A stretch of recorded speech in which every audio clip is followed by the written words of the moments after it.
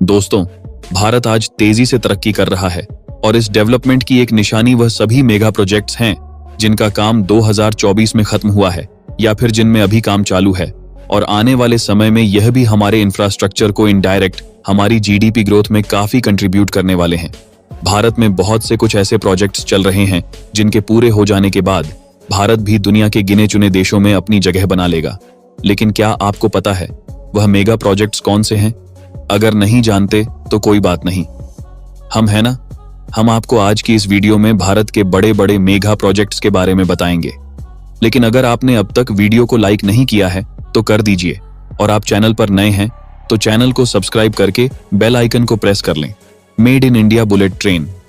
दोस्तों, जिस तरह भारत में मेड इन इंडिया पहल के तहत वंदे भारत एक्सप्रेस ट्रेन बनाई गई थी, उसी प्रकार अब Bharat made in India Vande Bharat bullet train पर भी वर्क कर रहा है, जिसको लेकर काफी तैयारियां शुरू हो चुकी हैं।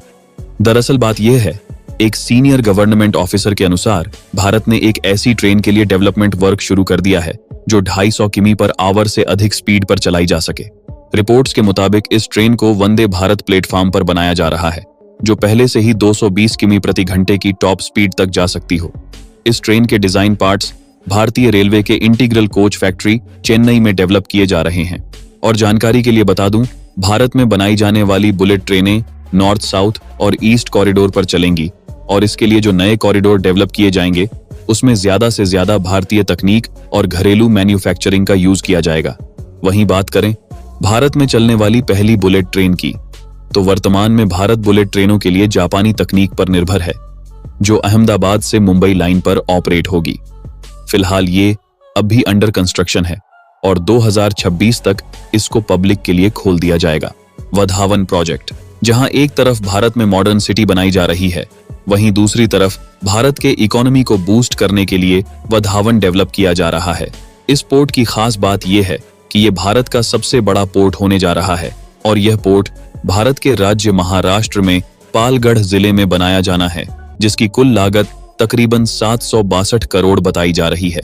बनने के बाद यह पोर्ट भारत का 31वां मेजर पोर्ट होगा और इसकी कैपेसिटी 290 मिलियन टन होगी।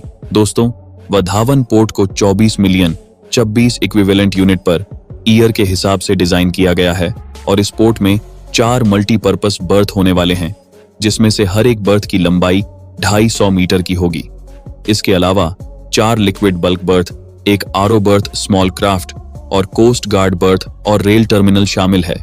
दोस्तों, देश की बढ़ती इकोनॉमी और इंटरनेशनल ट्रेड वॉल्यूम को ध्यान में रखते हुए बड़े कंटेनर बेजल को ट्रेड करने के लिए सरकार इस वधावन पोर्ट को डेवलप करने जा रही है, ताकि वधावन पोर्ट द्वारा देश के कंटेनर हैंडलिंग क्षमता को पूरा किया जा सके। इस पोर्ट बनने के बाद कोल, सीमेंट, केमिकल्स और ऑयल जैसे गुड्स का हर साल 132 मिलियन टन ट्रांसपोर्ट किया जा सकेगा और इसके साथ ही भारत दुनिया के टॉप 10 कंटेनर पोर्ट वाले देशों की सूची में भी शामिल हो जाएगा।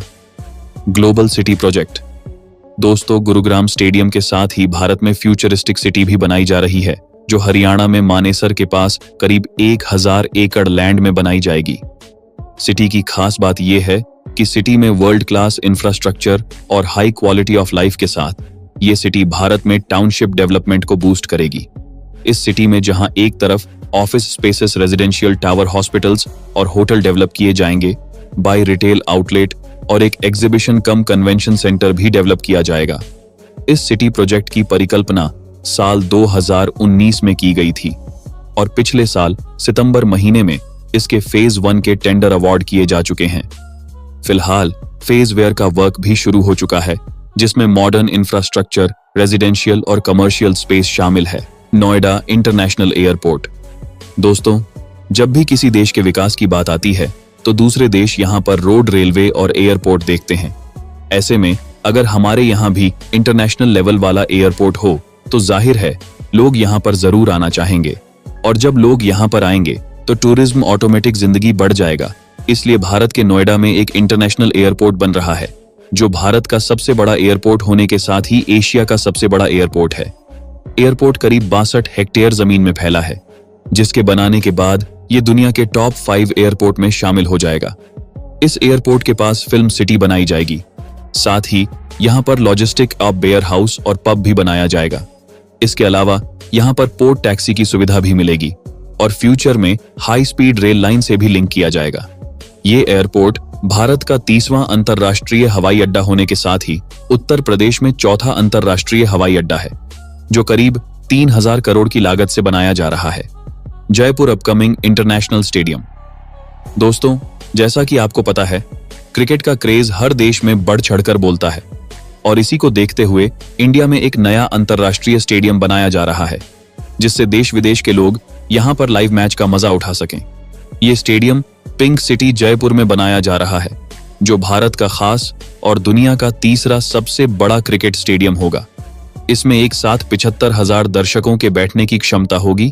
यदि स्टेडियम में 11 cricket pitches, 2 practice ground, 1 cricket अकादमी के अलावा हॉस्टल, पार्किंग और जिम वगैरह की फैसिलिटी मिलेगी, जो वर्ल्ड क्लास की होगी। जयपुर में बनने वाला ये स्टेडियम 3 साल में बनकर तैयार हो जाएगा। हिमांक प्रोजेक्ट। दोस्तों, भारत के बॉर्डर रोड ऑर्गेनाइजेशन ने भी लद्दाख से सटी LIC के करीब दुनिया के सबसे ऊंची सड़क बनाने का काम पूरा कर लिया है। 19,300 फीट की ऊंचाई पर बनी सड़क दुनिया की सबसे ऊंची सड़क है, जो लिंगला दर्रे पर बनी है। खास बात यह है कि यह सड़क भारत और चीन के बीच इबादत इलाके के जोड़ेगी, जिससे चीन को अब परेशानी हो रही है, जिसकी वजह से लोगों के बीच कनेक्टिविटी तो बढ़ ही जाएगी, साथ ही साथ सागर की मूवमेंट भी तेजी से हो सकेगी। Eastern dedicated freight corridor.